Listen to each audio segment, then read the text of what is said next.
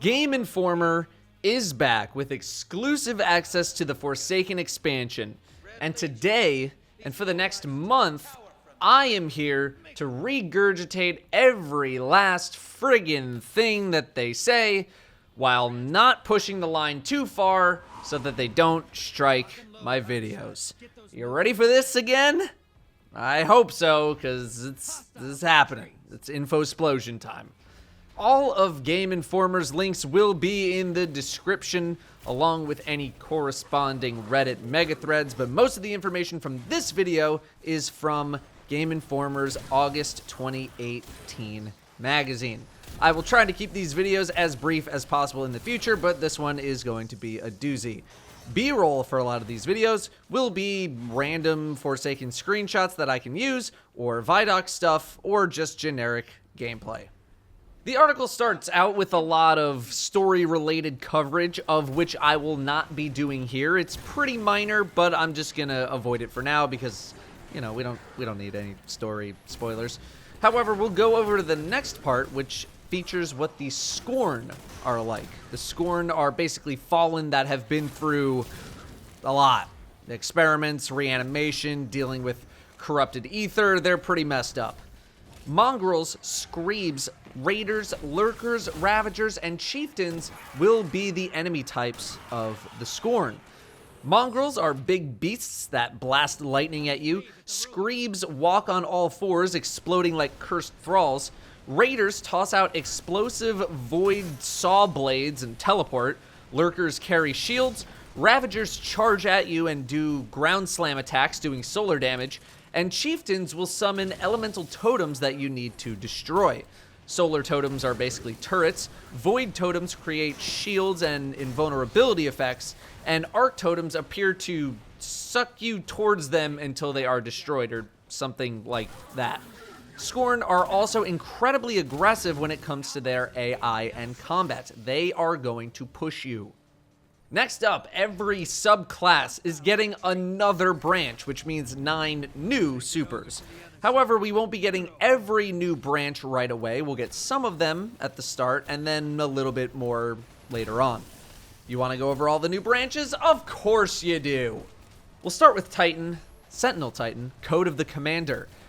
With your super, you turn into Reinhardt from Overwatch. Your super can be used as normal, but when you guard, it makes a wall that you can shoot through. The rest of the abilities are as follows, and by rest of them, I mean they all kind of chain together. Melees cause explosions, I assume they mean charged melees, and void ability damage puts a void detonator on a target, and any follow-up damage explodes the detonator and attaches more detonators onto anything hit, and you get some grenade energy whenever you trigger a detonator, and that grenade energy is for your teammates too. Sounded like a lot, but it did sound interesting. Sunbreaker, Code of the Devastator. Siege Hammer is your super, which is a giant hammer that you swing, and you leave fire tornadoes when you hit with it. Your regular melee, I think this is what they're saying, is where you throw your hammer, and you can go pick it up to fully recharge your melee attack and start health regeneration. You get a stacking damage buff up to 3x when getting kills with solar abilities. I believe that stacking damage buff is in reference to solar ability damage. Striker Titan, Code of the Missile. Thunder Crash is your super, where you turn into a missile and you can crash down into a crowd of enemies, or completely whiff. It's totally up to you. The melee is basically Death from Above from Destiny 1, where you come crashing down after being airborne, slamming into the ground. Sliding automatically reloads your weapon and increases weapon damage for a brief time. Warlocks, Voidwalker, Attunement of Fission. Nova Warp is your super, where you teleport short distances and explode with void energy. Atomic Breach is your melee, where you make a, quote, void explosion at range, end quote, and then your grenade creates a short-range supernova after holding it down. Definitely need to see that in action before I fully understand it. Stormcaller, Attunement of Control. Chaos Reach is your super, which is that giant arc laser beam that you've probably seen from the Vidoc. Your melee tosses an arc ball that blows up. and sends a lightning bolt straight down. Arc kills, I don't know if it's ability kills or just arc kills, will sometimes make ionic traces, which can be picked up to recharge your abilities. Yes, I realize that there is some ambiguity here, but we have not seen any of these things in action just yet. Dawnblade, Attunement of Grace. Well of Radiance is your super, slamming your Dawnblade into the ground, making a big rift that heals and empowers teammates. Melee attacks hurt the enemy, but empower your teammates. They keep saying empower, and I'm going to assume that to mean that your teammate gets the equivalent of the empowered rift effect until I am shown otherwise. You can hold your grenade to turn it into a blessing, which heals teammates and drops overshield ball orb things that you can pick up, which give you an overshield. This is really support focused. I'm glad to see it, but I am wondering how it'll play out due to the pretty fast nature of the game. Hunters, Night Stalker, Way of the Wraith. Spectral Blades is your super. Kind of looked like Arc Blades from D1 last time I saw it when I was playing Gambit. But when I was playing, it did seem pretty strong. Lots of invis play. Smoke Bomb hits hard and precision kills, I think this is what they're saying, make you invisible and give you true sight, which sounds really strong. But I may be misinterpreting that. Gunslinger, Way of 1,000 Cuts. Blade Barrage is your super, where you toss a volley of explosive knives everywhere. And killing burning enemies refreshes your knife trick melee, and burning enemies also refreshes your dodge. Finally, Arc Strider, Way of the Current. Whirlwind Guard reflects projectiles and triples your staff's damage, but you can also use your staff normally. Sliding before a melee attack does an uppercut, and melee hits increase reload speed. All arc abilities electrify enemies, and additional melee attacks disorient those targets. Tried to keep it as brief as possible there. Sorry, went a little long. All of those things that I just listed off are going to be part of the subclass blocks. They are not all incorporated into one of the 4 little abilities that you get in a block. They're all incorporated in all 4 things. You know what I'm talking about. The Tangled Shore is one of the new explorable zones, a lawless, sanctionless area of the solar system. The Spider will be the world vendor and probable quest giver. The Spider used to be a big deal in the Tangled Shore until Aldrin showed up. You'll create an alliance and, quote, his spike-backed fallen enforcers often accompany on subsequent adventures, end quote. You'll also be hunting the Barons of the Tangled Shore, each of the Barons having their own old Western sort of archetype theme to them. They go into more detail about the nature of the encounters with some of those Barons, as well as what happens after, but I will leave that out for spoilers. Some clarifications on ammo were given with the whole new weapon system that's coming out. Ammo drops are no longer directly tied to slot, but power ammo will still be purple though. Certain weapons will use white ammo, like most normal primary weapons and bows, and certain weapons will use green ammo, your fusions, snipers, shotguns, etc., unless they are in the heavy slot only. There will be exceptions to this rule. You know, some shotguns may only be in the heavy slot, or some snipers may only be in the heavy slot. Also, apparently, Hawthorne's shotgun is only in the kinetic slot, according to some sort of an example that they gave, among other exceptions. The Dreaming City, as we know, is where the raid will take place. It is the hidden home of the Awoken, filled with new activities, secrets, the raid, and dynamic content that changes weekly, with the Dreaming City being under threat from, quote, an insidious dragon that has infected its heart, end quote. And then, requote, unlike recent expansions, there are threads that you learn towards the end of the campaign that are only fully paid off once you beat the raid, end quote. Hooray.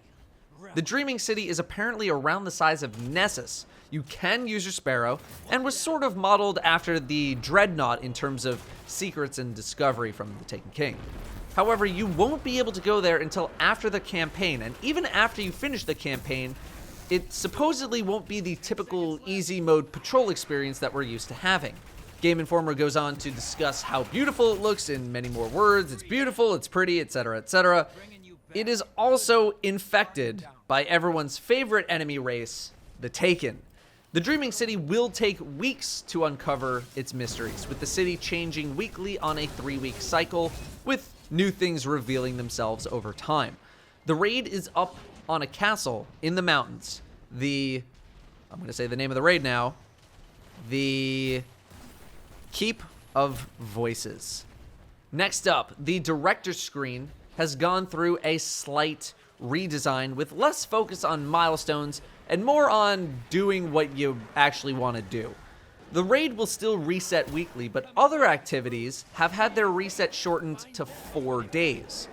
Daily heroic missions are back. Individual strikes can be selected from the director, the old ones, or one of the 4 new strikes. Random rolls will be back, as we know, with the actual mechanic of random rolls being the same as it was in Destiny 1. But as we know, random rolls will not be hitting Year 1 weapons. Mods are getting retooled. They will be recoverable from dismantled legendaries. There will be fewer mods with fewer conditions like class or armor slot. There will be more interesting mods, and they're a way to really push the way that you want to play or design a gear set that you want to make. Perks like hipfire or airborne accuracy, extra damage versus vehicles were the examples that were given. They will no longer boost your power level either. Now, the biggest thing to me in this article is the emphasis on moving Destiny away from the checklist that is the milestone tab and more towards being able to log on and make progress towards a thing, whatever it is. I've been preaching this for I don't know how long now. Triumphs and in-part collections seem to be Bungie's response to that, with triumph scores and lore tabs and meta achievements and titles and all of that. Finally, as for the Crucible, Bungie talks about some stuff that I feel like we've heard about 1,000,000 times already. For the first time, Crucible improvements have been decoupled from expansions, like Forsaken or Warmind, enabling Bungie to, quote, evolve the Crucible at a faster pace and react more quickly than we could in the past, end quote. Yeah, I'll believe that when I see it happening. But we do have some actual news. Obviously, there will be some new maps, which will roll out sometime after Forsaken launches, along with a new mode called Breakthrough, featured in the competitive playlist. Breakthrough is 4v4, where at the start of the round, both teams will try to control the Breaker, which is a thing that can hack the enemy's vault. When you capture the Breaker, you need to push it to the enemy vault or defend against it if you are not the team that captured it. If you defend against it or if you capture the enemy base, then you get a point. 3 of the 4 maps coming are designed around this new game mode. This sounds pretty similar to the Paladins game mode, at least when I played Paladins a really long time ago in the beta. Yeah, moving on. And by moving on, that's it. That is your info-splosion. I tried to only include new things or things that we didn't get a lot of detail on in the past. As for general thoughts, everyone's favorite, a lot of this sounds really good. It's all text on a screen, though. That's my problem. I know Bungie speak. I know how they talk about things to make it seem like they're much more intense or cool than they really are. Are the Scorn just a fallen reskin? Are the mods actually going to be good or interesting? How easy is this all going to be? Is this actually going to be as good as I'm hoping that it's going to be? Are we finally going to be out of recovery mode and actually pushing this game forward past the starting line? I don't know, but I will let all of you know as soon as we find out. The subclasses all sound a little more involved, all seem to have some good, useful synergy with themselves, and I'll commend all of the new supers for being actual variants and somewhat unique while still keeping the flavor of that subclass. Sure, Sunbreaker goes from throwing hammers to wielding a hammer, but right now we have throw hammers or throw hammers. We have Nova Bomb or Nova Bomb with a mind of its own. We have Tether, and then we have really fast Tether. Anything to spice up the gameplay is welcome to me. I don't think we'll see true D1 levels of subclass freedom until we get a potential Destiny 3, but it's something. I think that's a lot of what my analysis comes down to for the most part for this Forsaken stuff. Just, it's something. How big of a something we are really talking about, though, I don't know yet. I'm pretty indifferent to all of the subclasses releasing over time instead of all at once. No strong opinion one way or the other. The Dreaming City sounds great right now. Seems like they're pressing the end game a little bit more. A little more end game level activities. Looks great from the limited things that we've seen so far. The raid team, in my opinion, has never failed on making a fun raid experience. Some have been better than others, but I know my first time through, each of the raids has been fun 100% of the time. So I'm confident in the raid team in making something great. Hopefully we get some Outbreak Prime levels of good for all of these secrets that they have been teasing. Again, whatever Bungie can do to give people reasons to log in is more than welcome with me. When I log into an MMO kind of game, I know that I'm going to have something that I can go do. Now, with someone like me exactly, in Destiny, it's going to be impossible for Bungie to entertain me daily without breaking the game for everyone else. I get it. But I'd like the average player of Destiny to be able to have the same feeling as I do when I log into World of Warcraft. I know when I log into WoW, there will be something for me to do, and there will be something that I can do to increase my power, or complete some objective, or earn a title, or collect a vehicle, something. I want that feeling for everyone who plays this game. If Bungie can accomplish that goal with Forsaken for a while, then I think Bungie is doing something right. We just need to find out if they've actually done it right. That is all the news that I have from Game Informer. Be sure to stay tuned to this channel, where I will again regurgitate more news from Game Informer in a hopefully not clickbait fashion. Or you could just go to their site, but what's the fun in that? If you liked this video, go tell Game Informer. Thanks for watching. I'll see you next time.